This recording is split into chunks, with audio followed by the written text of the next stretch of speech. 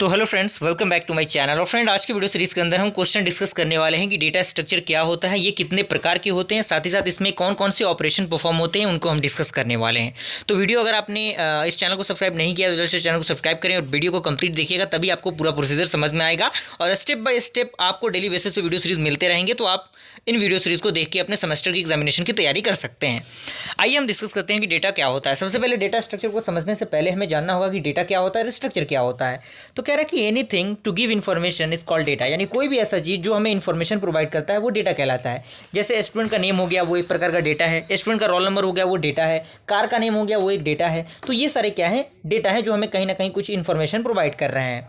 उसके बाद आता है स्ट्रक्चर। तो ये कह रहा है कि representation of data is called structure, यानी जो डेटा को रिप्रेजेंटेट करने का जो तरीका होता है वही आपका स्ट्रक्चर होता है, जिसे आपको ग्राफ हो सकता है, एरे हो सकता है, लिस्ट हो सकता है। क्लियर। आइए हम डेटा स्ट्रक्चर के बारे में देखते हैं। तो डेटा क्या होता है? Data is the combination of data plus structure. Okay.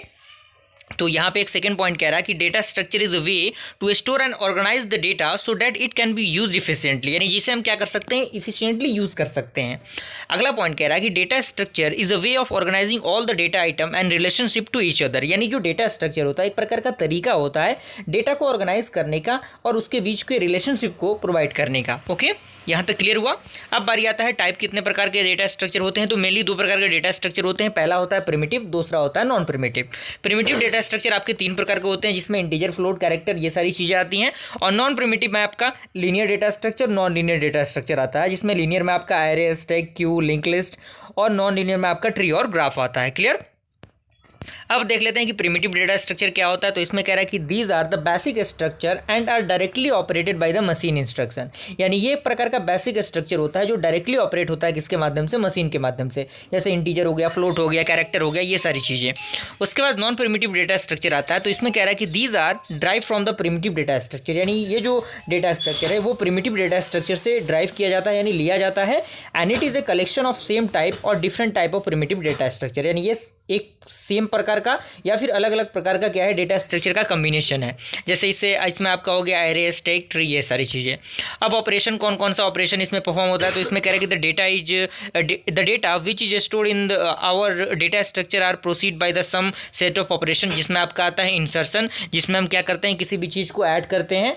Deletion, किसी चीज़ को रिमूव करते हैं, किसी भी डेटा को रिमूव करते हैं हम अपने डेटा स्ट्रक्चर से।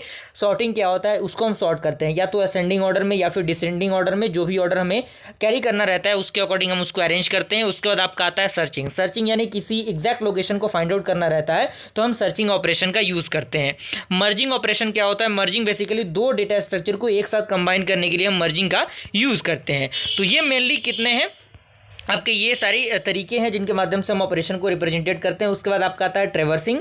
तो ये बेसिकली किसी भी एग्जैक्टली जो डेटा होता है उसको विजिट करने के लिए, ट्रेवर्स करने के लिए हम इस ट्रेवर्सिंग मेथड का यूज़ करते हैं। तो यहाँ तक आइए पूरा प्रोसेस आपको समझ में आ गया होगा। वीडियो पसंद है वीडियो को लाइक जरूर कीजिए। जल्द मिलते हैं ऐसे इंटरेस्टिंग वीडियो के साथ, तब तक के लिए थैंक यू।